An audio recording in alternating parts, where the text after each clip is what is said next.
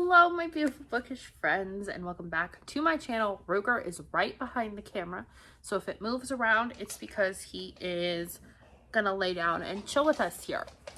So today I am back with my monthly wrap-up. I told you guys I'd be doing them this year. You seem to enjoy the last one I did. That was a little more brutally honest with my opinions than other months that I've done this. So we're gonna keep the ball rolling with that and talk about what I read in February, because I read 18 books. I did read a lot of the Geronimo Stiltons that I've been reading because we did get a little bit slumpy, but we'll talk about that all throughout this. And I just want to say, reading is not a competition. Reading 18 books is not normal, but you have to take into account that probably seven of those books were novellas that are only 100 pages and meant for like 8-year-olds. So I read 1 or 2 of those in a day. It obviously boosts my numbers a little bit. So just want to be transparent there.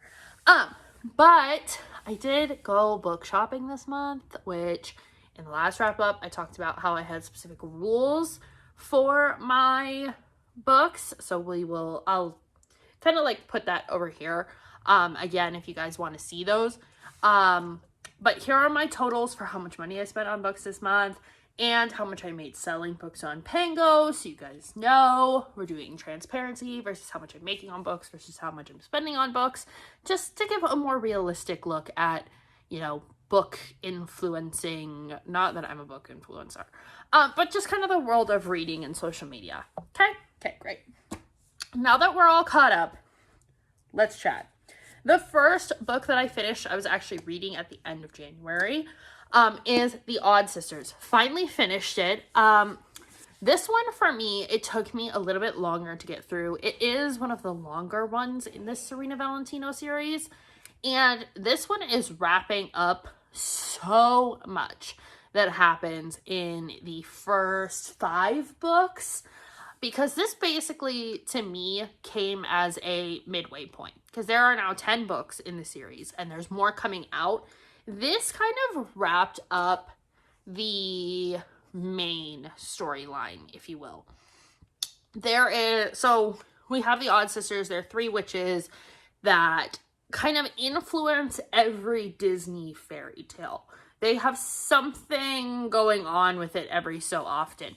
So in this one, it's like a rotten core on the cover here. We kind of find out what happened to the evil queen, what happened, like, it's hard to explain this one without giving away all the other books. So the evil queen is the first book. Something happens to her. We get a little bit of kind of her revenge in this one. We find out how much influence the Odd Sister has with like Beauty and the Beast story. We find out what's been going on since Ursula's story. Just, we get a little bit of everything, and it kind of wrapped it all up while setting up the second half of this series.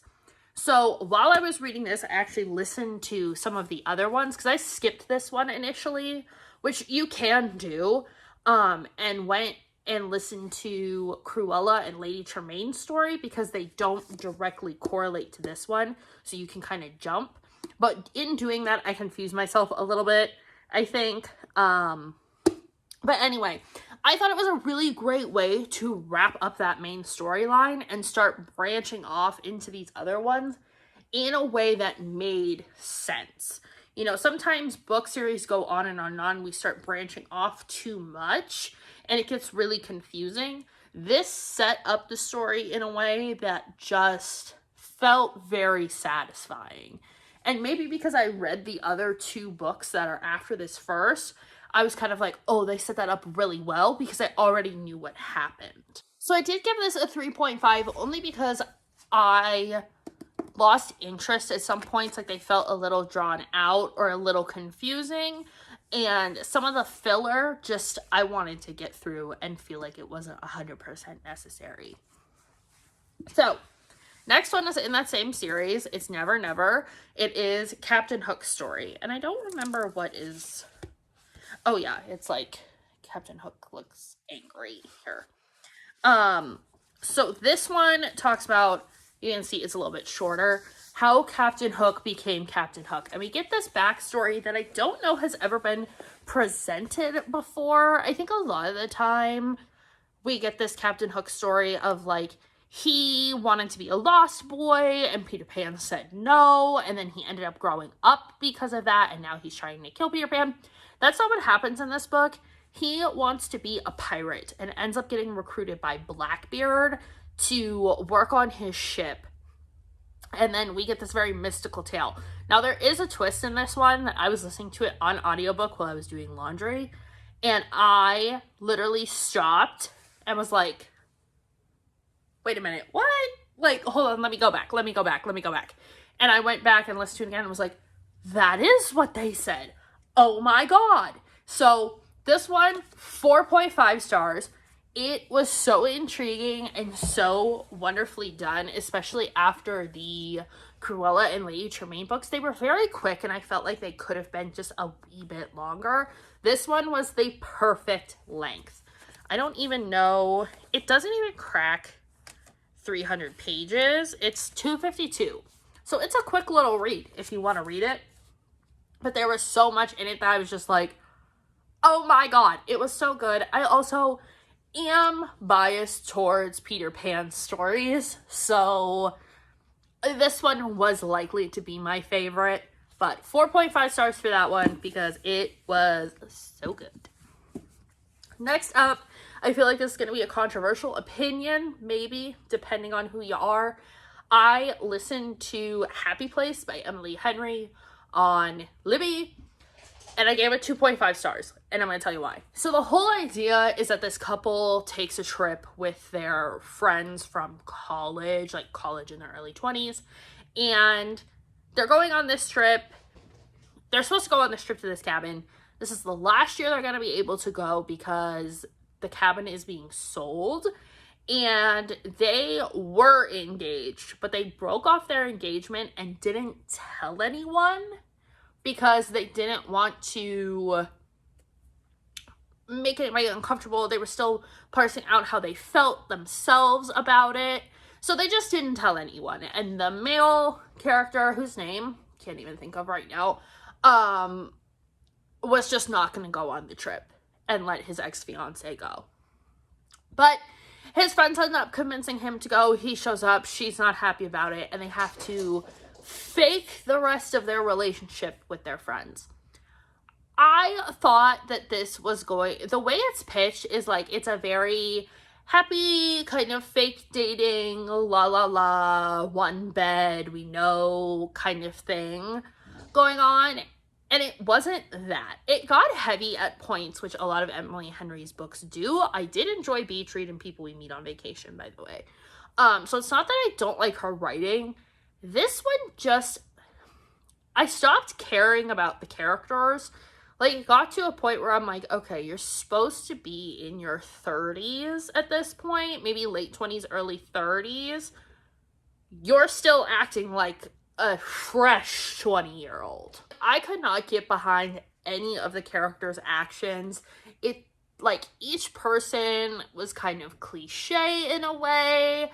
There was this big emphasis, like, on them being high a couple times, like, that they got high a few times, and it just seemed like it was supposed to be like, oh, we're doing this, and this is our wild thing, and then we're gonna smoke pot, and it was like, okay, like, people do that every day. Like, it just didn't, it was made to be a bigger deal than I think that a lot of people see it as now, especially with, like, legalization and everything. So it was kind of giving, like, the rich, sheltered kids kind of doing something that, like, their parents would be upset about. Like, they're like, oh my God, we're being rebellious, whatever. And it's like, you're a grown adult. You can make your own decisions kind of thing. I don't know. Something about it just, it felt weird. Or, like, someone who's never smoked writing about it. Like, if I wrote about it. Like, in a very stereotypical, cheesy way. Because, like, I don't smoke. I've never smoked. So, yeah. it just, something about it was off. I could not care about these characters. I could not care if these people stayed together forever or never got back together. Like, I just didn't, I couldn't get behind it. So I'm glad I borrowed it from the library and didn't buy this book, because I gave it 2.5 and I definitely would have unhauled it. Moving on. The next book is Fire and Fate, which is Hades' story in the Serena Valentino series. This one definitely connects with the Odd Sister story a little bit more, because this is book 10. So you have, like, this is book 6, there's 7, 8, this is 9, this is 10. This one kind of brings it back to this. We kind of reconnect. Like, we've made a wreath. Like, there's all these little branches sticking out, but still at the core, it's a circle and we're connected. Am I making sense? So, this is Hades' story. It gives a very different look at the character of Hades. He's definitely more, like, laid back, happy-go-lucky, like this version, rather than this version. We get a little bit more mythology than we did in the movie, but really it's kind of like Hades just kicking back and reading through these stories, talking to these witches, and trying his best to kind of fix all the things that they've messed up in this grand storybook that the whole series takes place through. Hades micromanaging everything I kind of love, and he's even influencing the witches who think that they are fully in charge. So I think the next book is going to be Gaston, and for some reason I could just see him making a deal with Hades. Could we not? Even though the Beauty and the Beast story already happened, I'm interested to see where they take Gaston, because it's gonna be very separate. This is giving very Marvel, where the timeline is gonna shift and change, if that makes sense. So, love Serena Valentino's work. The Hades book I gave 4 stars. Moving on, I read a nonfiction. I know, crazy. I did read Blackthorn's Botanical Magic, The Green Witch's Guide to Essential Oils for Spellcraft, Rituals, and Healing. This is a book about how to create your own essential oils, how to use them, what pairs well with what does what, in the sense of witchcraft. I got this book because I am trying to just embrace my practice more. So I did give this a 5-star because I read it cover to cover. You don't have to read it cover to cover to get an idea. I did tab it with certain ingredients that I want to use for spell work, or that kind of align with different deities and things that I'm interested in. Then we have to talk about a book that infuriated me only because I wanted to like it so much. And that is The Paris Apartment by Lucy Foley. I had this book on my shelves. My mom read it and said it was okay. Like, she thought it was, it was pretty good. Whatever. I listened to it on audio because there's a full cast, so people recommend that you listen to it. I could not care less about any of the characters in this book. I couldn't do it. I DNF'd this book. This is my 1 DNF of the month, so I've had 1 DNF in January, 1 in February. I could not care less about this book. The main character just was, for some reason, insufferable to me. She shows up in Paris. She's kind of like the screw-up half-sibling to her brother. She shows up at his apartment.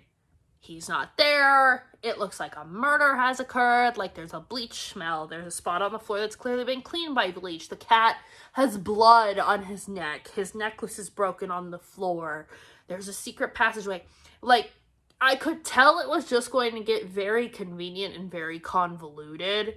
And I think it was supposed to give the vibe of American Horror Story Season 1, so Murder House, where there were all these different people living there, but they were all alive. They're not ghosts or anything. And there was going to be some sort of twist. I don't know what it is. I did look up spoilers. I found out what it was. Didn't care. It didn't make me go, oh, like, now I need to go back and finish it. Didn't care. Still don't care. which sucks because I really liked The Guest List by Lucy Foley. That one I really enjoyed. This one kind of seemed like, let's do that, but put it in Paris, maybe. Yeah, I'm sad it didn't work out for me. If you liked it, let me know down below. However, I just could not get into this at all. I'm just now realizing this was a very Disney-filled month. I think because I just kind of wanted to finish that shelf off. And I only have 2 books left up there for that shelf until I've read all of the ones on that shelf. So I read The Wicked Ones, which is kind of this new series. Also, I love this cover that it's like paper, like, you know, this was like cut paper and then they made the image of it. This is a new series coming out and it's going to be about villains. This is the Dark Ascension series. And The Wicked Ones is obviously about the stepsisters from Cinderella. And it is the time between Cinderella's father dying and the ball. So this is very much Drusilla and Anastasia's backstory. Lady Tremaine treating them very, very poorly and making them these evil stepsisters. Actually, it's not even the ball. There's a ball, but it's supposed to be like the prince's debut. Like they're all debuting onto society. If you watch Bridgerton, you know what I'm talking about. They're becoming debutantes. They're out in the world. They're ready for marriage. You know, allegedly. But the biggest ball hasn't happened yet. And Cinderella kind of debuts on accident and causes them a bunch of issues. They have different things they want to do. Kind of like Cinderella 2 in the aspect of we learn about Anastasia. And like kind of see her develop a romance.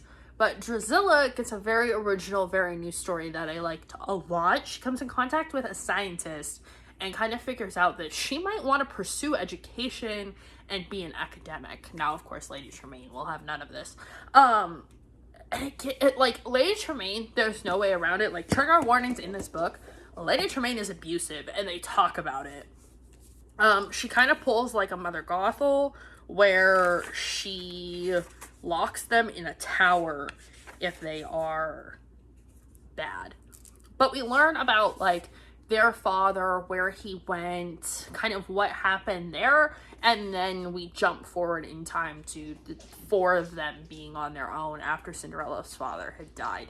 So a lot goes on in this that I don't want to spoil, but it is the beginning of a new, I'll say, like, collection of companion novels, because it's not, I don't think they're interconnected.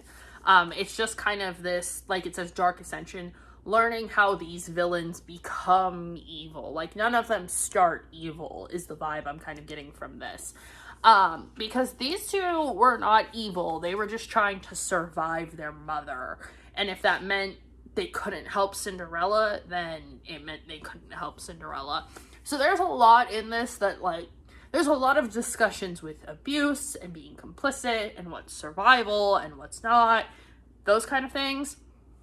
So it's definitely more, it says it's YA, which it is, but there's some dark kind of adult themes as well. There's another one of these coming out this year too that's going to be Captain Hook and his twin sister, who we've never heard about before. Geronimo Stilton, just because that was so heavy and dark at the end that I was like, I need a palate cleanser. And then I jumped into Royal Holiday. This is a Christmas book, technically, although it doesn't, it's not super, super Christmassy. Like, you can read it whenever. But Royal Holiday is a older couple in this romance. They're in their 50s, I believe. One of them is the personal secretary to the Queen of England. The other is the mom of the stylist to the Duchess. This all takes place in the same universe as, like, the wedding date, the wedding party, the wedding plan. Jasmine Guillory has this whole thing. And I read the proposal, which was in this universe, and didn't love it.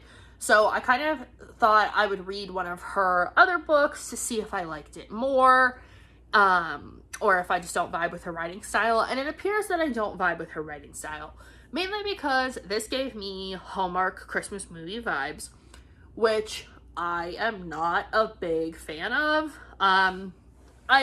I used to watch them with my grandma, my great grandma at her house, because she loved them. And then she and I both kind of realized at the same time that it's the same story over and over and over again. So we watched other things instead. But, you know, it's very, this woman hasn't done a lot in her life for herself.